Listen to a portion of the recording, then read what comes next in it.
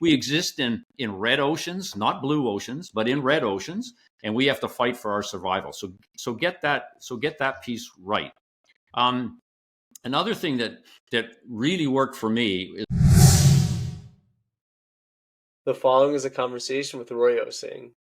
Roy took a startup to over $1 billion in sales and delivers audacious and unheard-of ways to produce high-performing businesses. He's also the outspoken author of the Be Different or Be Dead book series. And here's his story. Roy, really appreciate you taking the time. You don't often get to sit down with, virtually at least sit down in this world we have, with an executive who's scaled a company to over $1 billion in sales. So really grateful for the opportunity. How are you feeling? I'm feeling awesome. And listen, thanks for having me. I'm grateful for the opportunity to speak with you and your audience. I really am. I appreciate that. One of the things that you say that I think people really resonate with, you often said people try too hard to be the best and not try hard enough to be different. Can you elaborate on what you think that is, or why that is?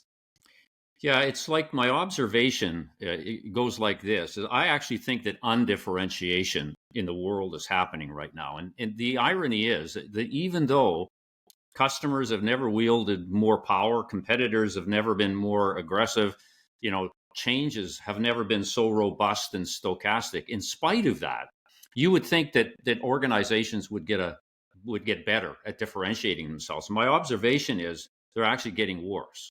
And so I've coined this phrase called undifferentiation. I actually think undifferentiation is happening. Now, why is that? Well, the drivers are words like you just mentioned. Like I call it claptrap. I mean, everybody loves to use claptrap to try and define what makes them special. And so they say, well, they're better than, they're best, they're number one, they're market leaders. All of those words, which do nothing but kind of, make you feel good. To a customer, it means absolutely nothing. Okay, because everybody's doing it. All you're doing is playing into the herd. Everybody in the herd thinks they're best, which means nobody's different. And the fact of the matter is, we need to give customers, particularly, we need to give them good reasons, okay, for engaging with us. And the way you do that is to be different. Okay, my whole mantra is be different or be dead. And the idea behind that is real simple. If you can't find a way, right, to differentiate yourself in a way that your customers or people care about, then, you're going to have a real rough ride, with the ultimate consequence being death. And just play that out. You've seen organizations die.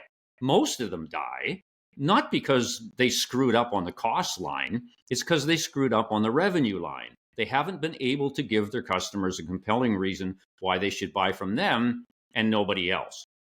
And it all starts with what I call lazy differentiation techniques, which, quite frankly, Daniel, are being promulgated by academia. I mean, you go and look up, a universal or unique selling proposition. It's not unique at all. What it is it's a definition of what you think of yourself. Okay, that's the ultimate narcissistic approach to differentiation. What you need to do is you need to compare yourself, okay, to others, right?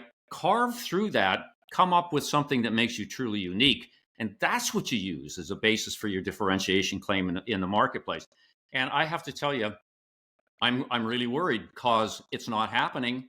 And organizations just seem to be content to be driven by what the pundits and the academics say about differentiation. And look, I'm not one of those guys. Okay, I built my career in business in the trenches, learning how to be different, learning how to carve out a unique, special place in the world for my customers. Okay, and so my track record is 1 billion. Okay, and there's very few people that can say that, quite frankly. And one of the reasons for that is the opposite doesn't work. It doesn't work. So your audience, I'm saying to you, go check out my blogs. Okay, there's a ton of stuff in there that talks about differentiation. I'm often asked, what is the main business issue in the world today?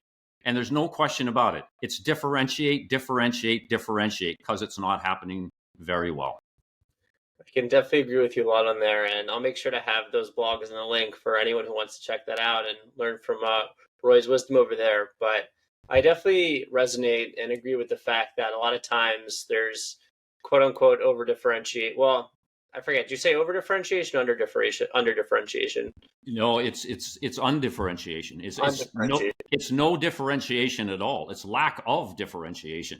I mean, it's Got not even on a scale. It's binary. It's not differentiation. So that's where I came up with the kind of syntactically incorrect word called No, undifferentiation. so the reason I mention that is because in my head, I'm thinking people are oftentimes, university, for example, is trying so hard to differentiate.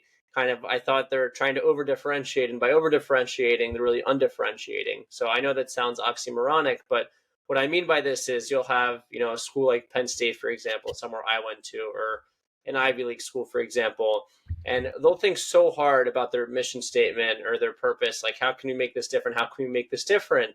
But at the end of the day, no matter how many times or how many hours they put into it, at the end of the day, it's some kind of rendition of to serve our students, to educate in an absolute manner that surpasses the rest. So reason I had that kind of opposite earlier is because they're like, they probably have these board meetings where the president says, guys, how can we differentiate our mission? And they're going to spend hours rewriting the same sentence 1,000 times. Then they're going to go with version 492 that says, it is our purpose to serve our students with the highest degree of academics, unlike other Yeah. universities with world-class faculty. And realistically, they're doing something else. Or when in reality, I think something better, and, would love to do a small little live assessment on this. But to be like, our university, prides itself in these subjects. These are the specific things we've taught. Say, for example, if it's some science school, our science school, not my pitch isn't good. No, look at let me just bottom line it for you, okay? Sure. Everything that we're talking about here is what I call aspirational claptrap. It's like Mhm. we're in business to save the home planet. We're here to serve our students in a superlative, miraculous, amazing way. Okay, I'm not saying that material isn't important. It may be important to your organization in terms of the value set that it wants to define for itself. But make no mistake, it's your view of what you want to be. Okay, it's got nothing to do with differentiating yourself from the hordes out there that, by the way, are all saying the same thing. They want to serve their students as well. So, once having given you the problem, Daniel, I'm going to give you the solution because I Awesome. figured it out. Okay, a long, long, long time ago, I came up with this idea, which I've coined the only statement. So the only statement says, we are the only ones who, dot, dot, dot. And you got to fill that in. Okay. The only statement is binary. Okay. It can be observed, it can be measured. And because it's only, it automatically forces, right, you to declare something that's unique from everybody around you. Now, I use this very effectively in a strategic planning model that I had to create on my journey to a billion. It's called Roy's strategic game planning process. Mhm. And I can do this for any organization in 48 hours. Okay. Okay. By answering three questions. How big do you want to be? Which is a question about revenue growth, not net income, because I can give you whatever net income you want, right? I know Yeah. how to play the income statement game. So it's how big do you want to be? Who do you want to serve? And what do they crave? And the third question is, how are you going to compete and win? That's all about differentiation. And what I do is get organizations to work very hardly to come up with their only statement.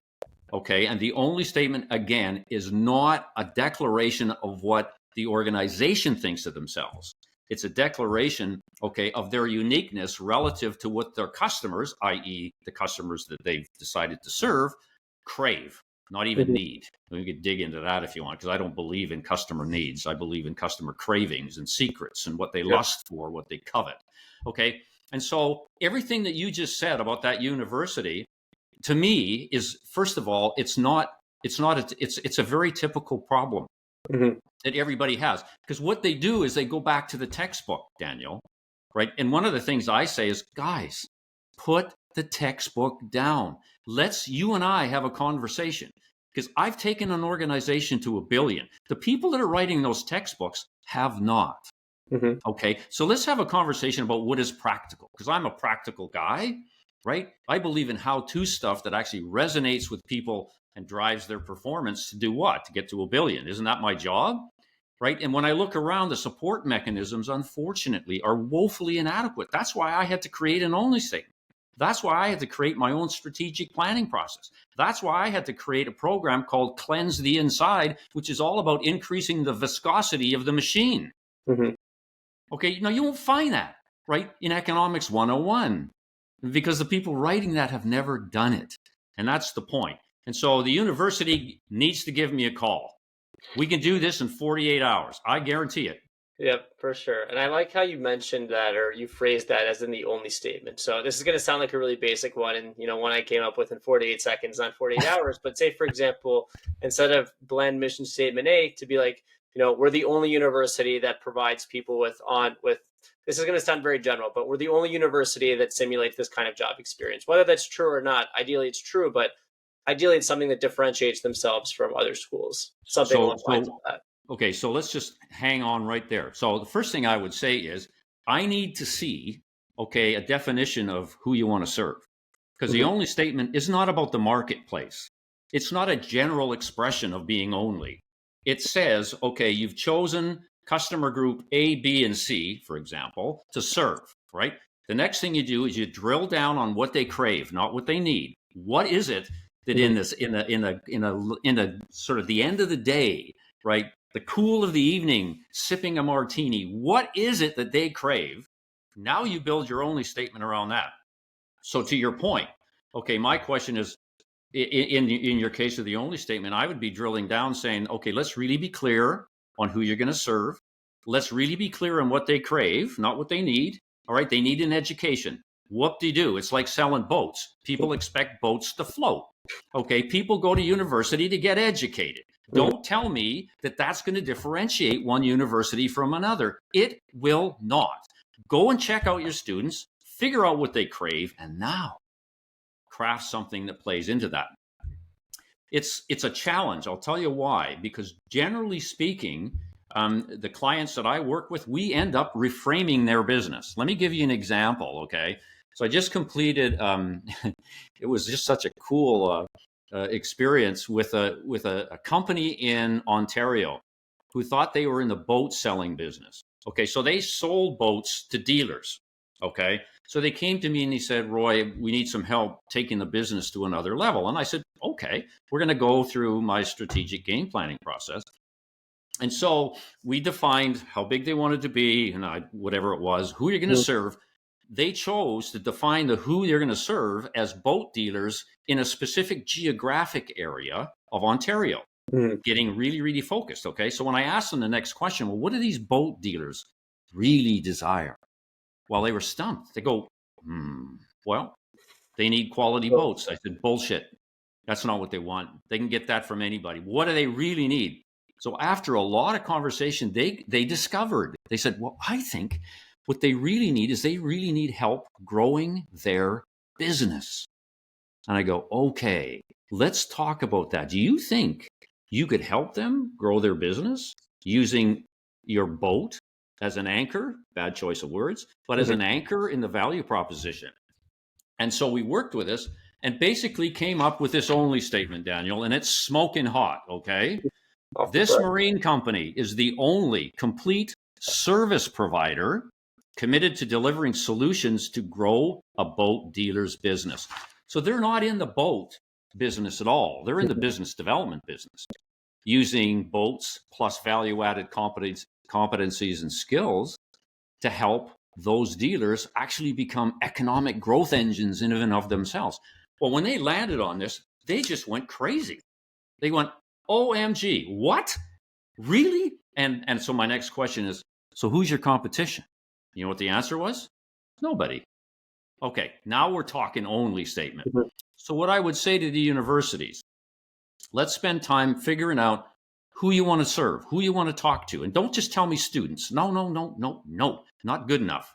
We need to be really granular on that, figure out what they crave, and now be in a position to define what your only statement is.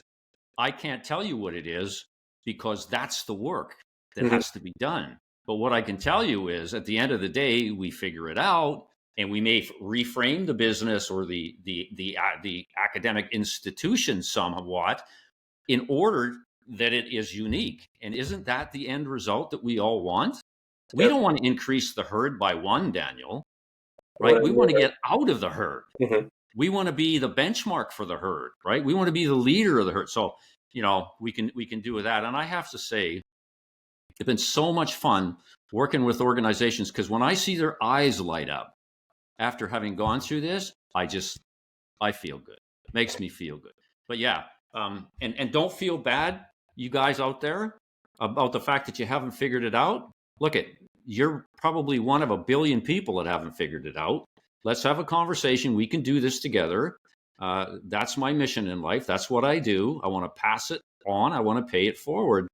And let's make some beautiful only music together. I think I really like the way you frame that in the sense that they found out, obviously tangibly selling boats, but they really learned how to help their clients who happen to be purchasing boats really grow their businesses. So I thought of another only statement. I'll give it one last try. But say, for example, we're the only university that has classes on the beach, for Well, example. okay, so I would say, okay, how does that relate to what your who craves? Students crave not to, in the back of my mind, I was just thinking students crave not Oh, to be in the classroom and they crave to be outside in nature and okay, kind of a better okay. setting. So I know it's not a perfect one and one on this No, no, on the no, no, no, no, no. Look at, that's the sort of kind of non-linear thinking Mhm. that we need to bring to bear in this process. And so, if you discovered, right, that the customer segment, the student segment you wanted to serve, were those students who hated being in a classroom and they loved, because they're all from California, they wanted to be on the beach. Mhm. Okay, now let's go find some of those people and discover what they crave, and then we craft the only statement around that. But you do have in your head the process right. That's Got the it. process. One day we'll get there. So appreciate the discussion on that. Another thing that you're famous for is often discussing, the unheard of ways that companies can increase sales. Can you preview some of these ways and how companies can implement them to really take their sales to the next level? Yeah, it's kind of in this whole notion of scaling that we have the conversation, because I observed that when people start talking about scaling a business, more often than not, they're referring to costs.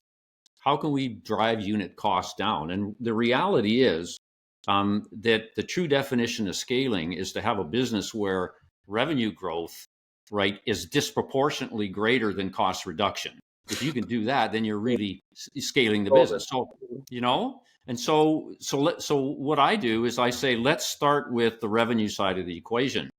And once we figure out what the revenue plan is, then we'll figure out how to architect delivery within that, and that will drive the cost side. Make sense? Yeah, Mhm. it does make sense. You don't start off with the cost side, for heaven's sakes, right? Because costs are a function of volume and Mhm. unit sales, which are a function of revenue and all we do on that side of the equation. So the first thing that I would say is kind of related to what we've just been discussing, right? You cannot scale anything if you're not the only one that does what you do. So Mhm. this whole issue of differentiation, I know I'm repeating myself, and I will forever until we get the glut of the population inside the big part of the normal distribution curve accepting that that's the way to do things. So it starts out with, are you clear? Okay, have you got granularity around being the only one that does what you do? Okay. So once you have that, you now have the basics, okay, for taking a value proposition to the market that is meaningful.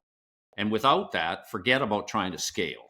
You can't scale if you're not unique, right? Mhm. Unless, of course, you somehow are a Walmart or whatever, and you got economies of scale and Yeah. scope.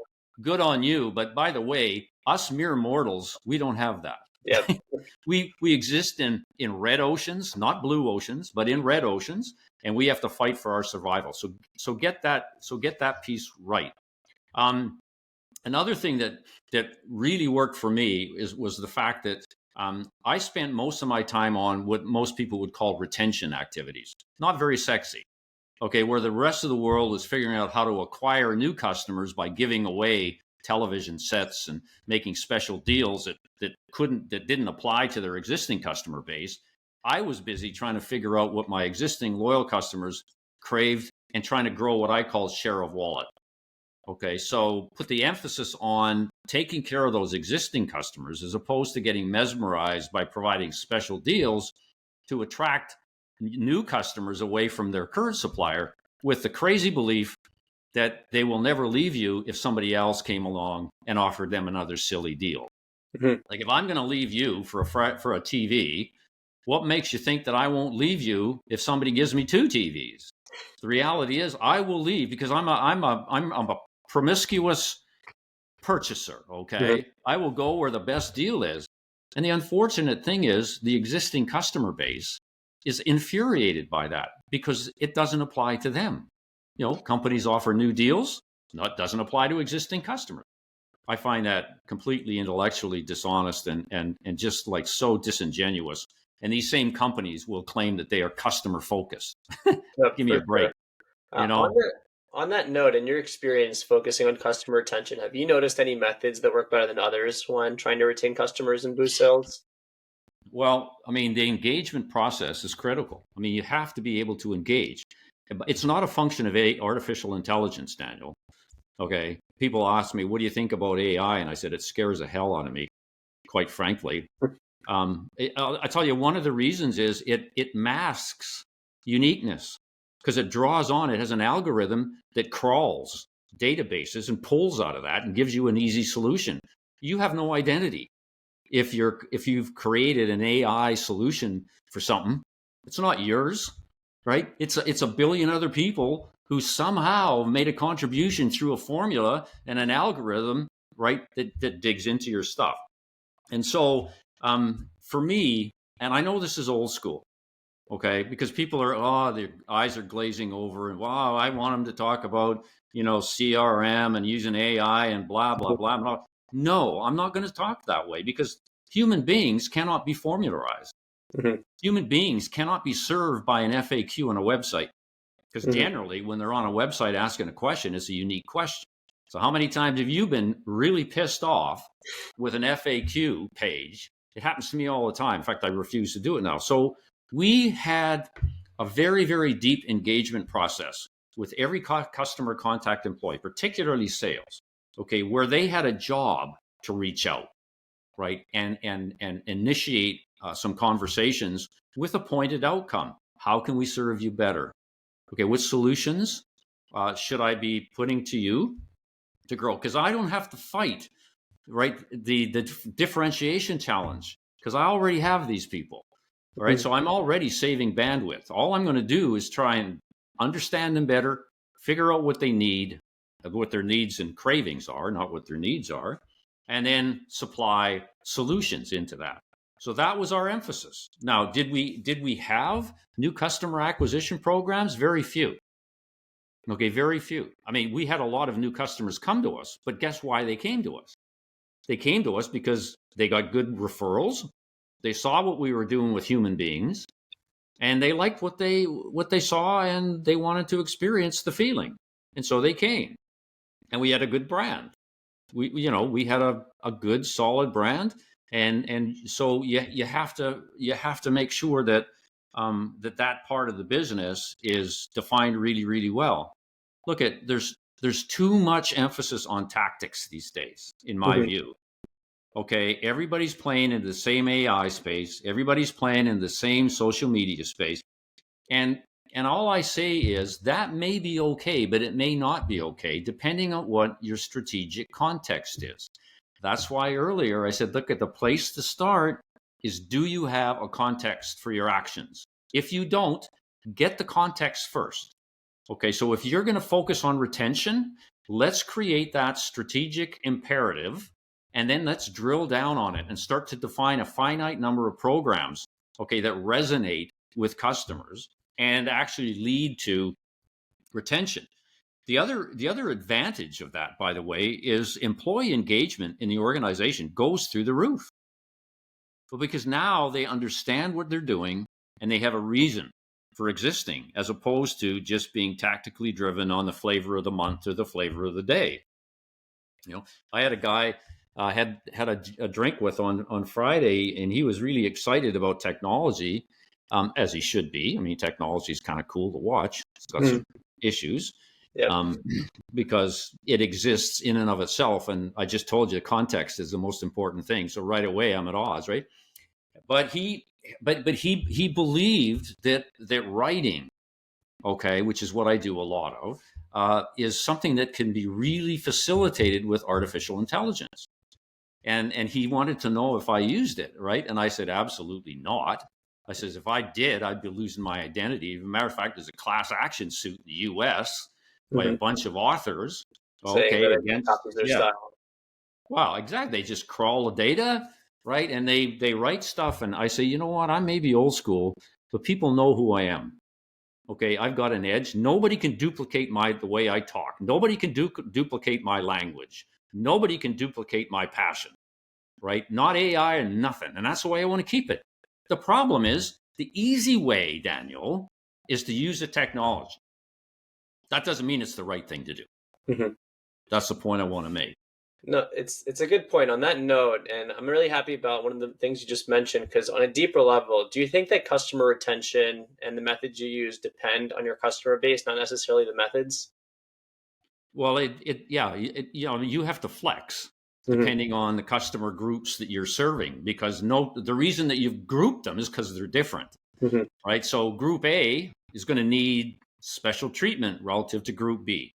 Absolutely right. That's one of the reasons why you want to minimize the number of customer groups you serve. Like if you have a growth goal of $10 million, I mean, what I say is, okay, is there one customer group that will give you the 10 million? That would be Nirvana. Okay, fast and easy, get in, get out. Because my planning is a 24-month plan. Hmm. It's not a 5-year plan. 5-year plans suck. They don't exist because the fourth year never shows up, Yep. right? And so you want something that's built to execute. That's a 24-month plan. You don't have the time for a 12-month selling cycle. Okay. If you do, the run rate on your revenues goes down and you never hit the target. Okay. And so what we try and do is minimize the number of customer groups. Each of those groups needs to be looked at independently. Okay. The only statement will be the same because you're looking at the same set of values. Okay. But the way you get to them will be different Hmm. because the customers in those groups are different and the way you retain them will probably be different. If you happen to get lucky and have a retention formula that applies to all the 5 customer groups that you've decided to serve, good on you. I mean, that's super work. But a lot of times you have to vary them, For sure. vary the treatment. Yep, and I like the approach you take in focusing on the customer and varying, as necessary. But another one of the things that you mentioned is executing on those strategies. And complete pun intended on this. Your first book titled "Execute First, Plan Second," which I think is a Yeah. great title, by the way, and I think something that not enough people are doing, which is a topic that could be a whole episode onto itself. But essentially, why do you think that it's important not to overplan and to ultimately at least plan a little bit, but mostly focus on taking action and learning fast as opposed to just trying to be perfect from the start. Well, the problem is when you're pondering too much, you're not doing anything, right? And performance comes from action. It doesn't come from the intellect. Okay, the left brain of the left side of your hemisphere doesn't make any contribution to getting results. It's what you do with that, Mm-hmm. okay, that actually contributes to right. So that's why I came up with this execute first, plan second. It's my way of saying today you're probably spending 80% of your time on getting the plan right, using all the SME stuff, all of the subject matter expert stuff, all of the academic pundit strategic planning models. You're doing all that predictive equations. Boom, you get all that stuff done. And wow, it's cool as hell. The problem is you're going to spend 3 months doing that. And in the meantime, your competitors are running by you because you're not doing dick. Mm-hmm. You need to not do dick. You need to do something. So what I want to see, and in my world, the whole notion is let's flip that around. I want to spend 20% of my time getting the plan just about right, and 80% on execution, because that's the sweet spot. That's the juice. The juice is not in the plan. Look at how can you come up with a perfect plan in a world that isn't perfect? Come on, Daniel. How the hell can you do that? And yet, everybody promulgates you gotta get the plan right. Okay, I don't know who's defining right, by the way, but in a world that is uncertain, unpredictable, right, absolutely changes on you every 3 nanoseconds. Why on earth would you try and get it just perfect? Okay, so my notion is let's head west. Okay, you're in Philadelphia. Mm-hmm. Your plan should be I'm heading west. and here's some fundamentals, but I'm heading west. I'm not going to tell you exactly where I'm going west because I don't know that yet. I'm not smart enough to figure that out because there's too many variables. And if you ask me to develop a regression analysis, I'm going to tell you to go home because the regression analysis is useless. Like in my degrees in math, I've never solved a business equation using differential equations. Okay, never happened. And so get it just about right. Start executing. Learn from execution. So I call it planning on the run. So the notion that I came up with was what we're really saying is build a culture, okay, around execution, not the plan. Okay. And when we arrive in Seattle, okay, we will arrive in Seattle because we've learned along the way that that was the right place to end up, that maximized our performance and our return. But there's no way we would have known that when we started in Philadelphia. There's just too many variables. And so I say, let's recognize that the planning process that most people use is severely flawed because it hasn't kept pace with the way the world is. You can't be perfect in an imperfect world. You can't be perfect in a world that changes on you every nanosecond. And what drives me insane is the fact that people continue to try and do that. Look at my planning process that I work with clients takes 48 hours. Boom, done. Your plan to head west, we get that. And it's done with a little more precision than just head west, but you understand what I'm saying. The head west philosophy carries with it the notion that you're not going to be try to be precise. So in 48 hours, we've got a plan to head west. We've got a differential advantage, and we've got programs to get there. And we've also got a process to review all the time what's working, what's not working, tweak on the run, and we'll figure it out as we go. And generally, people are really uncomfortable with that at first because they've been taught to do something else. They've been taught that this process is finite, okay, that it's perfectly finite because they've read it in a book. Guys, put the textbook down. For sure. Pick up the fiction, put down the textbook. That's the way. Maybe that should be the new mantra. But there you go. Do you think that a good way of looking at it right now, the issue would be that they spend maybe 80% of the time planning and 20% of the time executing, when in reality that should be flipped? So maybe spend that's what I was just saying. Absolutely. I mean, the execute first, plan second model is 20% on planning to get it just about right, 80% on figuring out how we're going to inch our way right in baby steps, because there's no silver bullets in this game at all. I mean, there's very few leaders around like Steve Jobs was and these other guys that are just like so gifted. Most of us are mortals, and we need to inch our way along and take advantage of trying and failing and learning on the way. That's just the way it is. That's the world of red oceans that we're all in. And so, try and go after a blue ocean, forget that. That's just nonsensical, unless you want to spend 6 months of your life pondering academics. And I know I'm being tough on academia here, and I'm doing it with a really specific reason in mind, because we live in an asymmetric world. The world is asymmetrically in favor of thinking and not doing. And I don't blame us, because in school, we were taught that way. You got A's by learning the content. Nobody taught us and gave us A's for doing stuff with it. Nobody did. And so I understand why people do that. And I'm just trying to be a disruptor. Look, at the world needs that whole model to be disrupted, Daniel. It needs to be disrupted. For sure. I definitely agree. And I think one of the things that you also mentioned, you also happen to write a book called Marketing Calendar. By the way, all these books are second titled. What was the phrase again? Be different or die. So be different or be dead. Be different or be dead.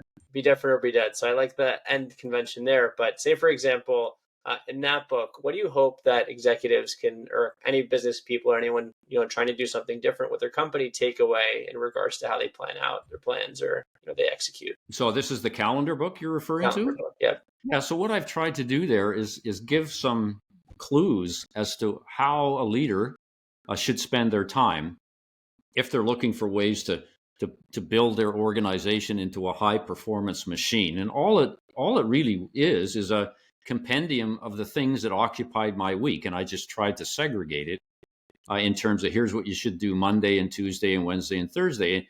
And so there's a role for customers in that. Like I was a guy that spent a ton of time with customers. Okay. that wasn't something that I delegated. I mean, my people did it as well, but there's no substitute for the president of the company sitting across the table from another CEO getting exactly what's working and what's not. And you had to have a high pain tolerance. That's when I discovered that pain is a strategic concept Mm. because they would tell you things and it was not pleasant, but nevertheless it was needed. And so I got a ton of execution related ideas from those sorts of meetings. I believe in leadership by serving around, not leadership by managing around. Leadership by serving around is all about asking people in the workplace, how can I help? So I was a how can I help guy. Okay, so the whole idea was tell me the things that are preventing you from doing your job, slash executing the strategy, slash not achieving the level of performance, getting me closer to a billion. So none of this stuff was based on, oh, it's a cool idea. It was based on the key things that needed to be done in order to execute the strategy better and get us along the growth curve. And so I spent probably just as much time with frontline people. I can't remember what day that is in the calendar book, but Okay. with frontline people as with customers. And I had this one concept called the bear pit. The bear pit was Roy's way of entering into an employee meeting, a large meeting, not a large meeting, 20, 25, 30 people, cross-functional meeting with everybody without an entourage. And so I was going into the pit by myself, okay, as the leader. And the questions were basically, hey guys, what's pissing you off? What do you like about what's going on? What's stopping you from delivering, dazzling, gasp-worthy customer experiences? Because that was part of the. And I got so much information, and then the obligation for me was I had to deliver because I did these bear pits every month, and it got to the point where people were sending me messages asking when's the next one because they wanted to attend, right? So did that.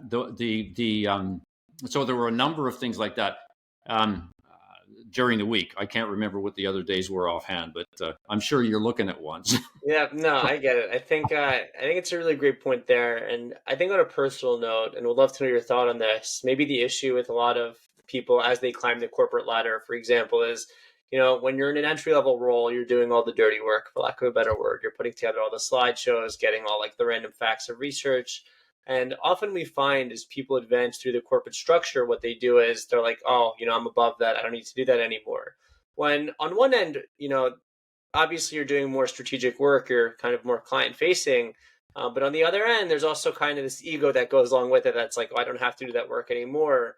And I think ultimately that's just one, it's not a sustainable career path, and two, a quick way to piss a lot of people off.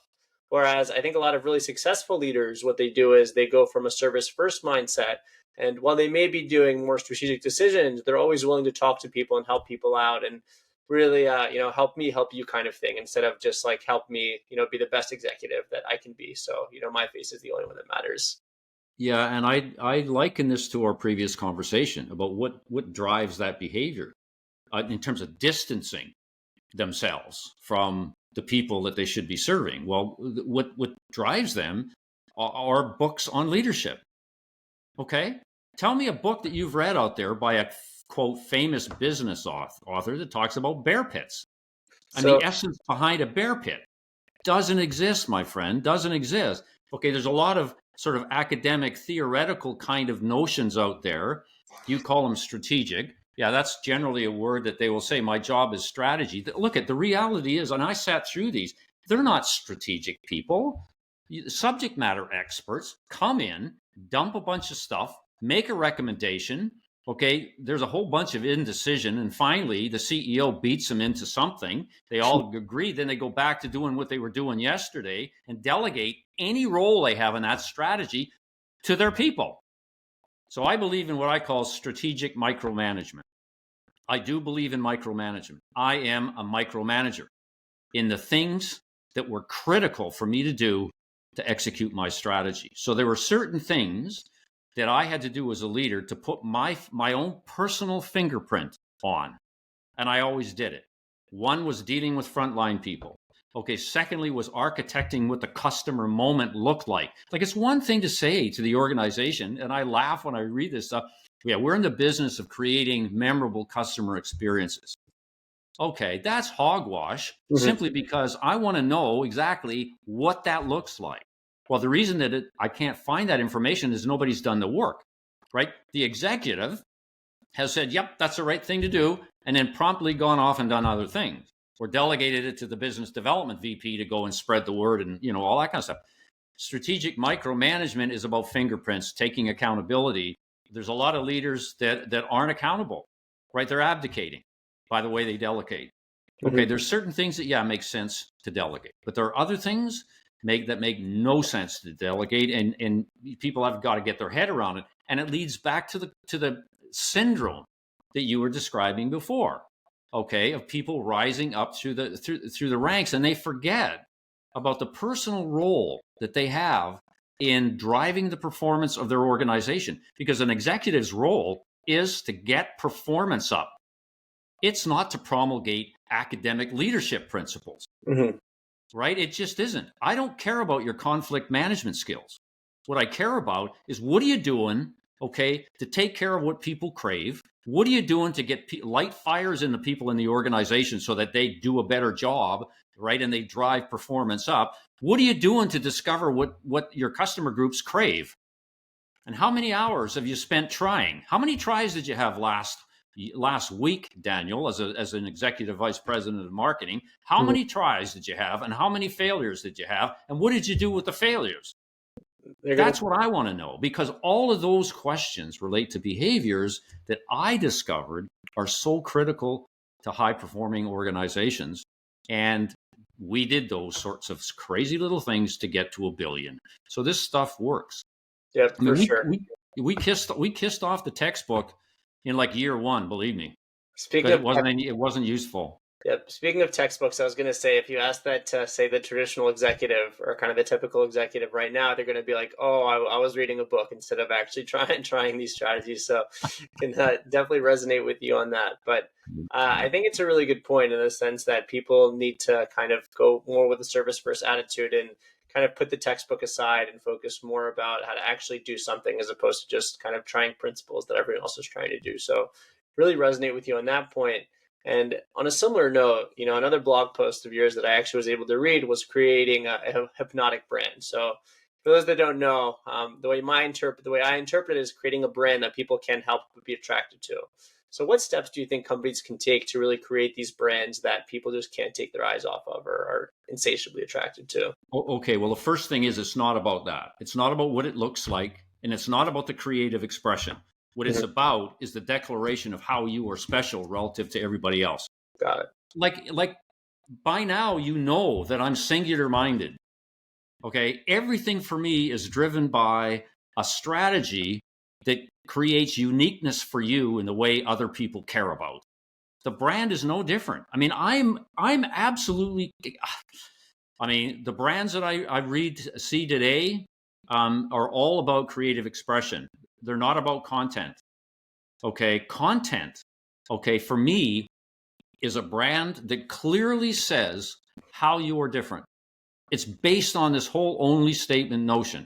And so if you do your work, you have an only statement. That only statement resonates through marketing and sales and marketing communications and branding and everything else. Okay. It's not about declaring what you think you are and who you think you are. Today, branding is all about creative expression. And when I read a lot of the branding statements, I just shake my head, mate, because they're not very effective. They're the grandiose narcissistic view, okay, of how they're going to exist in the world. Look at, and I'm trying not to be mean here, okay, and because I know narcissism is carrying an interesting connotation, but I can't think of any other word to describe the behavior. Again, everybody, it's not about what you think of you.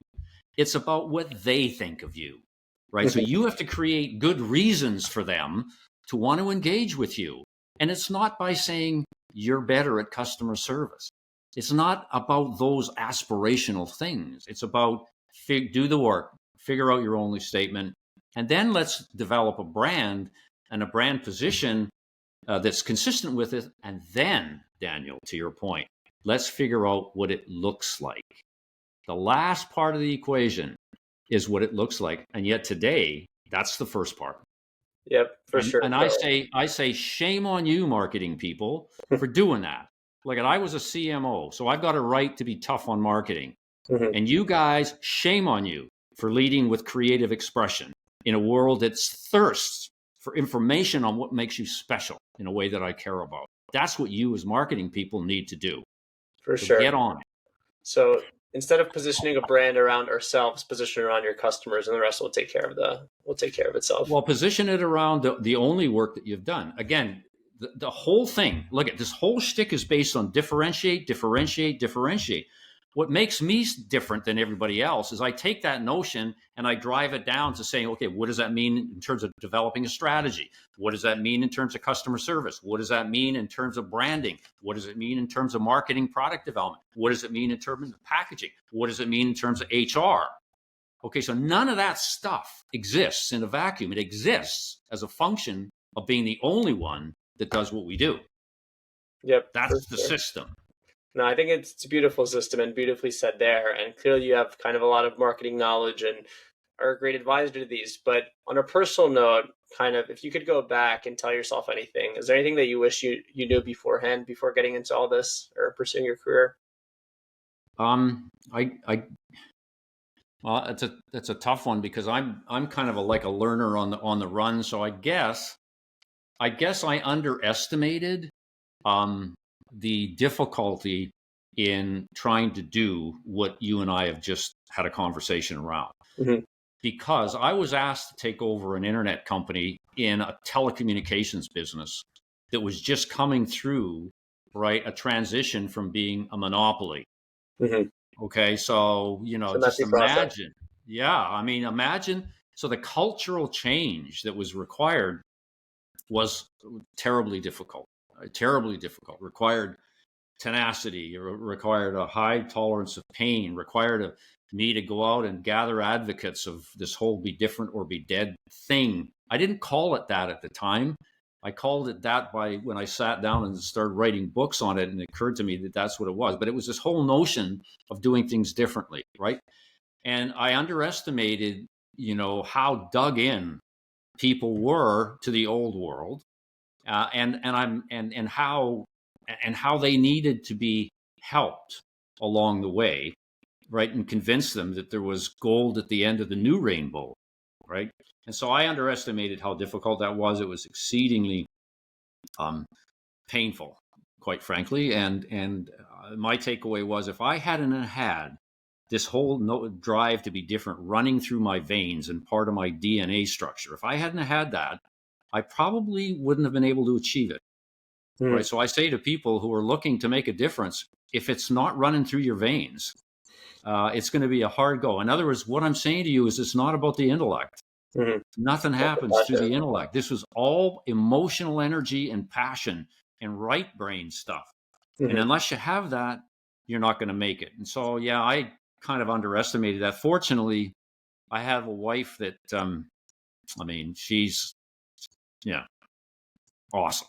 Hmm. She got me through this, and she just supported me the whole way. And if it weren't for her, it wouldn't have happened, because she Yep. allowed me to be who I had to be to make this thing work. No, beautiful for sure, and definitely love the fact that we love all the significant others out there. So really, it's something that you have to be passionate about, and something you have to be. Well, you can look at it objectively, something you have to be a little emotionally invested in, and you knew from early on this was the path you wanted to take. Yeah, had For to be. sure. And in retrospect, seriously, had I not had that fortitude, and I'm positive I got it from my mom. I Hmm. mean, she was the most. She was one of 12 in her family. I'm an only kid, so she went from 12 To one. siblings to me. But I'm pretty sure what she brought to me was this drive to succeed, because she had to, with 11 siblings. She had to fight for meals in the day. I mean, so she was a fighter, and I'm pretty sure I inherited. I sure as heck didn't get it from my dad. My dad was so laid back and cool, right? I wish I had more of him, but I'm pretty sure I got it from my mom. And had I not, I probably wouldn't have been able to do it. Beautiful, beautiful to share for sure. On another personal note, is there anyone that you'd love to get dinner with that are alive? Yeah, What a great question. And what a great lob. And you had no idea that this was coming either. Mhm. Because hopefully I've surprised you a couple times in this Been conversation. been a good There convo. is. There is a guy that I would love to have had the opportunity to have lunch with, and his name was Jerry Garcia. Jerry Garcia, may he rest in peace, was the leader and lead guitar player of a rock and roll band in the day called the Grateful Dead. You may not know who the Grateful Dead was. People in your audience may or may not.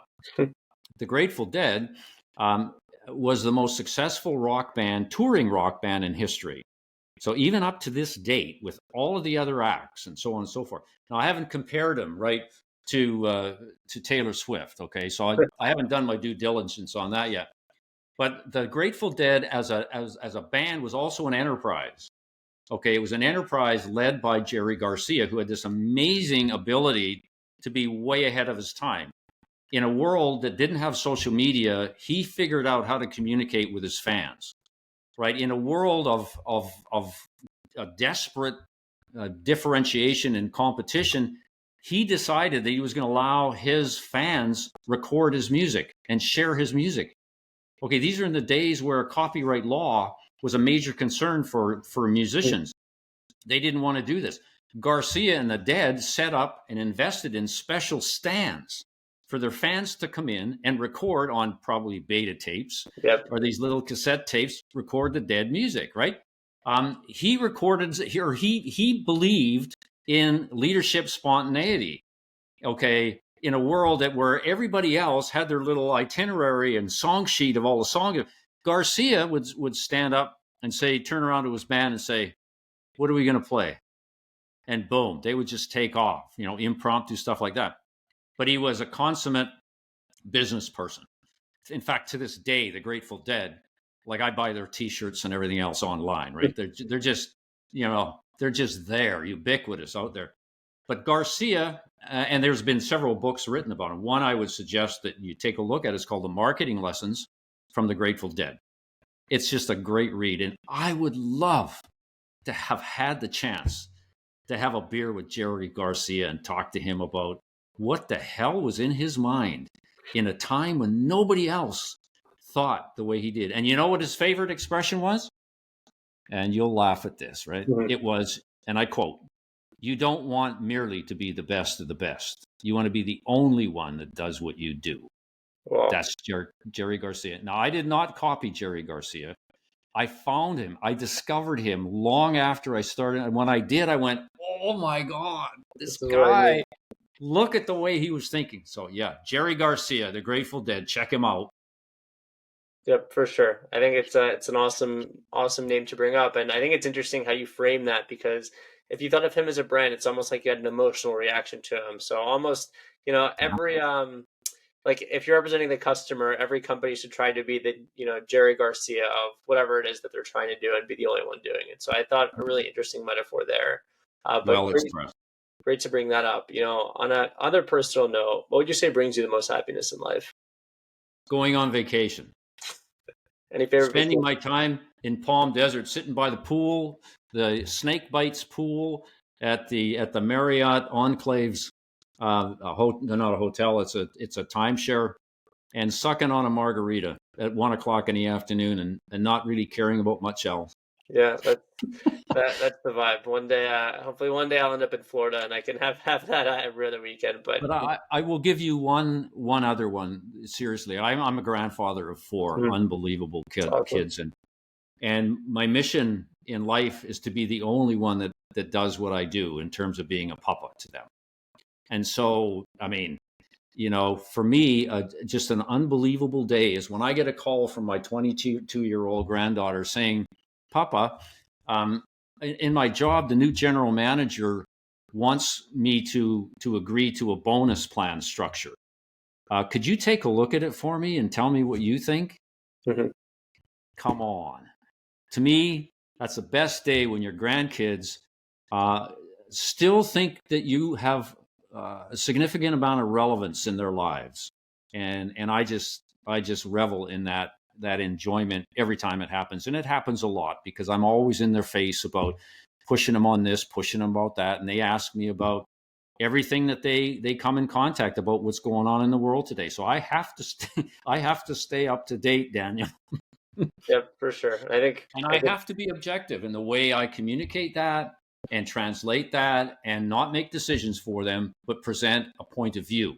And that's what I do. Just like you and I have been doing today. It's just a point of view. You do what you want with it. And so that's kind of the way I deal with my relationship with my grandchildren. That's very special. no, for sure. And I'm sure that definitely brings a ton of happiness. And speaking of happiness, on a parting note, you've had an incredible career in marketing, and you've bestowed definitely a lot of wisdom and something that a lot of brands could take away from. But at the end of it all, what do you want to be remembered for? I'd love to be remembered for being a disruptor that actually changed the conversation Mhm. in terms of what's going on out there.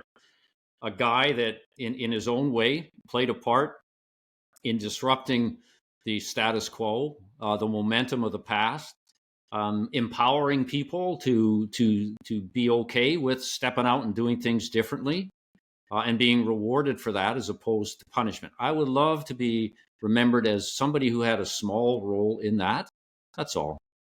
I think that's a beautiful way to be remembered. And Roy, it's been an absolute blast and a pleasure, and really loved having you on.